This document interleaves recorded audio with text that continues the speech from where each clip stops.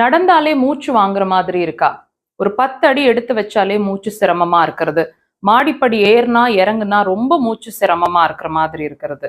திடீர்னு பெருமூச்சு அடிக்கடி எடுக்கிற மாரி இருக்கிறது. இந்த மாரி விஷயங்கள்லாம் உங்களுக்கு இருந்துட்டு இருக்கு. ரீசென்ட்டா ரொம்ப அதிகமா உங்களுக்கு பாதிச்சுட்டு இருக்குன்னா, எப்படி வீட்லயே ஒரு அக்குப்ரெஷர் பாயிண்ட் வழியா அத ரெட்யூஸ் பண்ணிக்கலாம்னு பார்க்கலாம். லொகேஷன் சொல்லித் தரேன் பாருங்க. இது நீங்க 2 கையிலயுமே பிரஷர்ஸ் கொடுக்கலாங்க. நான் இப்ப பேஷண்டோட லெஃப்ட் சைடுல காட்டிட்டு இருக்கேன். உங்களோட உள்ளங்கை முடிவு ஒரு க்ரீஸ், அதாவது ஒரு ரேகை தெரியும் அந்த இடத்துல. இந்த ரேகையோட முதல் ரேகை, சிலருக்கு 2-3 ரேகை தெரியும். முதல் ரேகையை எடுத்துக்கோங்க. ரேகை அண்ட் பெருவிரல நீங்க அப்படியே ஜாயின் பண்ணி எக்ஸாக்டா இந்த மாதிரி கொண்டு வந்தீங்கன்னா இந்த க்ரீஸும் அந்த பெருவிரலும் முடியிற இடத்துல இருக்கு. அந்த பாயிண்ட் நான் மார்க் பண்ணியிருக்கேன். இந்த பாயிண்ட்டை வந்து நீங்க ஒரு பெண்ணோட டிப் வச்சுட்டு ஒரு 5 to 10 செகண்ட்ஸ் நல்லா ஹோல்ட் பண்ணி பிடிங்க.